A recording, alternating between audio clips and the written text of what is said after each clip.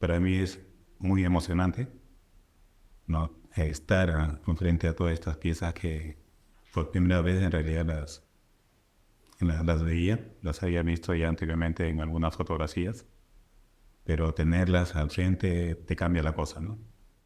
Hoy trabajaré con Percy Valladares Guamanchumo, quien me acompañará a conocer más sobre un conjunto de esculturas de madera que fueron halladas en las islas guaneras de Macabí.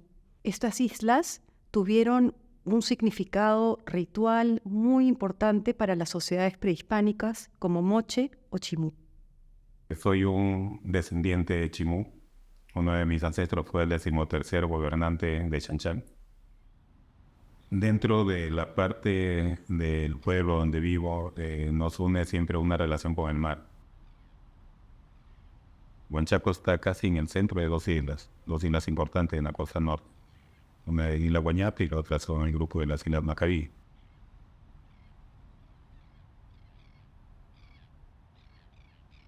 A las islas nos ligaba el tema del guano, uno para poder también lograr de que las tierras de cultivo pudieran producir más. Teníamos dos formas de hacerla producir en el tema de agricultura, ¿no? Que era una a través del guano y la otra era utilizando anchovetas o sardinas junto con la semilla cuando sembraba. Una de las razones principales que tenemos a Percy con nosotros hoy es la estudiar y reflexionar en torno a un conjunto de más de 40 objetos de madera, cerámica, textiles, concha, que fueron hallados en las islas guaneras de Macabí en 1870 y que luego llegaron al Museo Británico a través de dos diferentes fuentes. Estos objetos únicos fueron hallados mientras las compañías británicas lideraban la extracción del guano en el Perú. Ellas fueron transportadas desde las costas del Perú en dirección al sur, pasando por el estrecho de Magallanes, y luego emprendieron la ruta hacia el norte, llegando finalmente al puerto de Liverpool, en Inglaterra. Fueron luego adquiridas por el Museo Británico. Las islas guaneras que están a lo largo de la costa peruana siempre han tenido una gran importancia para las sociedades prehispánicas. Era una suerte de lugar intermedio entre el mundo de los vivos y aquel mundo de los ancestros.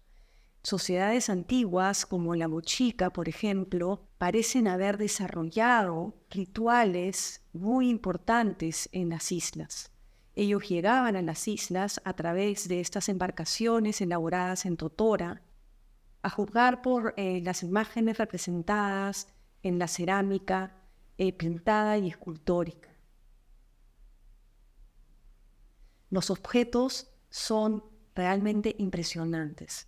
Representan prisioneros desnudos con sogas atadas al cuello, que también vemos en la cerámica mochica, y oficiantes que se encuentran en estructuras arquitectónicas como liderando un evento ritual que probablemente terminó en el sacrificio de estos prisioneros. Sacrificios que eran parte de la ideología mochica para regenerar el ciclo de vida y muerte. Eran considerados ofrendas en un sistema mitológico, ideológico bastante complejo.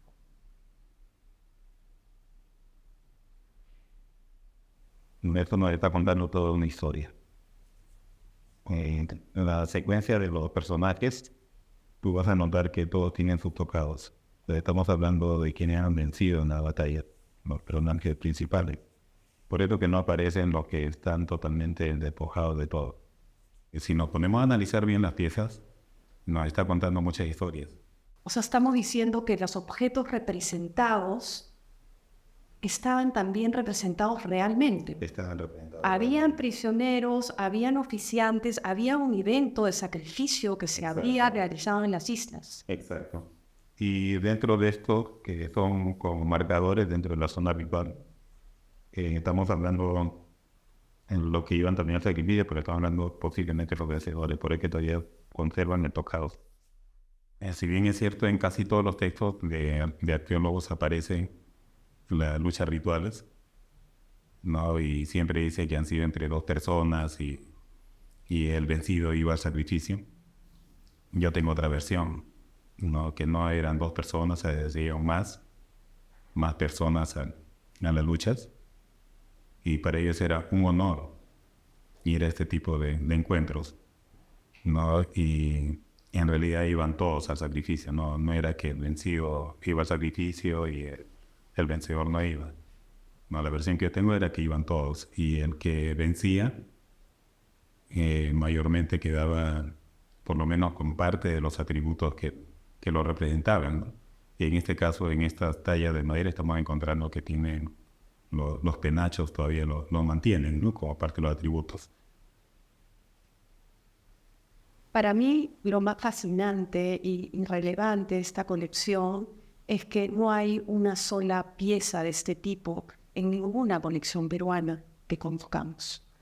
Hay algunas piezas en colecciones europeas, pero para mí lo que más me intriga es la forma en que estas piezas pueden contribuir a recuperar una parte de la historia que se perdió, ¿no?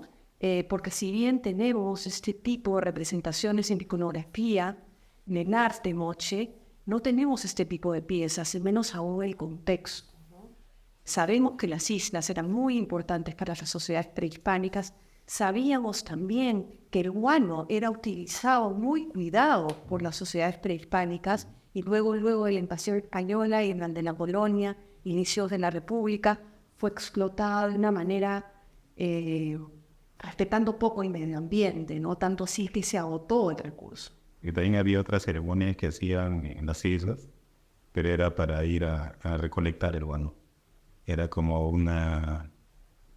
que se hacía como pedir un permiso para poder entrar y sacar y retornar y agradecer. Exacto, pero que sea como un recurso renovable, no que lo exploten y lo agoten como Quizás en el siglo XIX. lo que se hacía antes era eso, entrada con permiso, no a una institución, sino se le pedía permiso a los ancestros. La extracción del guano o el excremento de las aves guaneras tuvo un impacto social y ecológico devastador.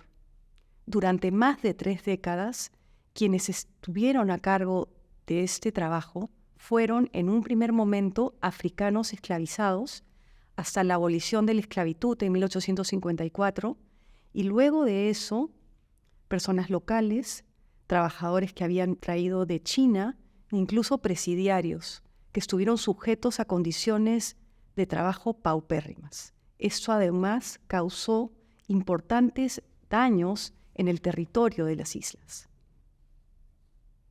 La extracción del guano continúa hasta nuestros días. Personas como Percy tienen una labor crucial en el Perú, en el sentido de que es un activista dedicado a mantener y preservar el legado de las sociedades que lo precedieron, su cultura, sus tierras e incluso su lengua.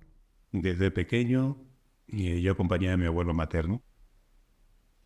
El abuelo mantenía muchas historias que no se contaban en el pueblo. Las historias prehispánicas no se contaban. O sea, mi abuelo sabía bastante de estas historias prehispánicas, y como yo lo acompañaba a todos lados, él me iba comentando algunas historias. A mí me gustaba preguntar bastante también, y le iba sacando otras. Y también, como él veía que me gustaba mucho caminar por toda la parte desértica de Huanchaco, lo que no hacían otros huanchaqueros, ¿no? Y me gustaba buscar los lugares sagrados, y él me iba dando como pistas, ¿no? Y yo no paraba hasta encontrarlo. Una vez que encontraba, bueno, le regresaba, le decía, abuelo, he encontrado esto.